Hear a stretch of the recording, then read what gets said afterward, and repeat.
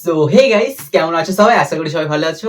আমিও আজকে একটু ভালো আছি গাইস, কারণ আজকে ভিডিওটা যাকে নিয়ে হতে চলেছে ভিডিওটা দেখলেই বুঝতে পারবে। ভিডিও দেখো তারপর বলবো। ঠিক আছে গাইস, কাদেরকে নিয়ে ভিডিও হবে তো দেখা যাক কাদেরকে নিয়ে ভিডিও হচ্ছে। সো আজ কাদেরকে নিয়ে কথা বলবো? পেন্টো আর সুমি। আমাদের দিদি সাদ্দাবাড়ি ব্লগ করে ভাইরাল হয়েছিল। তার আগে বলে দিই, যারা আমাকে চেনে না তাদের জন্য, সো আমি সুদীপ দোপেশ, একজন বেকার ছেলে। তো চলো আজকে ভিডিও শুরু করা যাক। বেশ কিছুদিন ধরেই দেখছি আমাদের দাদার ফ্রেমে দিদিকে দেখা যাচ্ছে না, দিদির ফ্রেমে দাদাকে। পেন্টো আর সুমি গাইস, এদের বেশ কিছুদিন ধরেই ঝামেলা চলছে। কেমন ঝামেলা দেখে নি চলো একবার।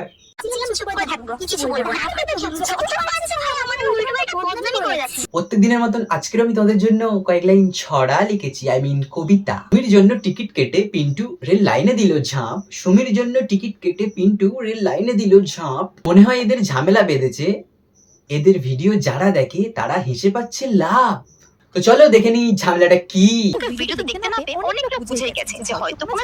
দিদি আমাদের ভেবেছিল খুলবে না আর মুখ, দিদি আমাদের ভেবেছিল খুলবে না আর মুখ, কিন্তু পিন্টু আমাদের বলে দিল দিদির আসল কি যে রূপ।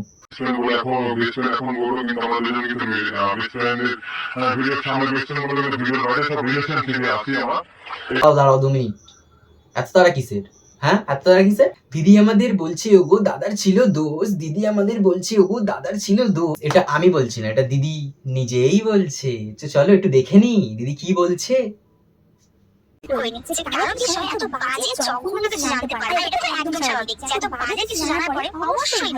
আমাদের আর বসে নেই, খুলছে সুমি দিদির মুখোশ। তো দেখে নি কেমন ভাবে মুখোশ খোলে দাদা আমাদের। তো চলো।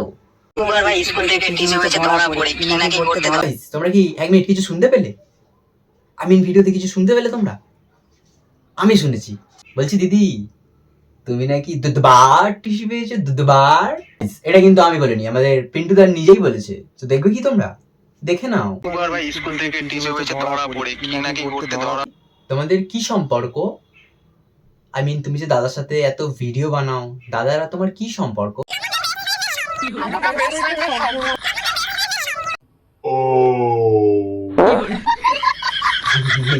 দেখার পরে হাসি পায়। যা হচ্ছে হোক, আমাদের দিদি খেয়ে বাঁচাই লোক। এত ঝামেলার পরেও আমাদের দিদি কি করছে? খেয়ে যাচ্ছে। এটা আবার দিদি খেয়ে যাচ্ছে। কয়েক শত কোটি বছর আগে মঙ্গল গ্রহ থেকে আমাদের সুমি দিদি আমাদের পেন্টু দাকে একটা ফোন কিনে দেয়। সেটা দিদি বলেছে গাইস, কিন্তু এখনো বাকি আছে। কোথায় যাচ্ছ? দাঁড়াও, বলছি 1 মিনিট। কিন্তু আমাদের পিন্টু দাও বলে তার মধ্যে টাকা ছিল। কিন্তু কত টাকা? 7,000 টাকা গাইস, 7,000 টাকা। 7,000 টাকাটা কম নয় গাইস, সত্যি আমার কাছে অনেক টাকা। আমি একসময় এরকম টাকা মাইনে পেতাম। আমি বলছি না, এটা আমাদের পিন্টু দা নিজেই বলেছে। চলো একটু দেখে নি।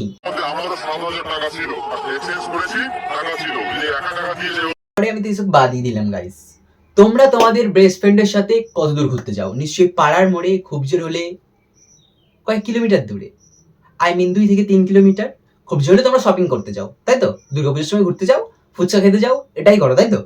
বাট আমাদের পিন্টু দা আর সুমিদি কত দূর ঘুরতে গেছে দেখবে, দেখে নাও।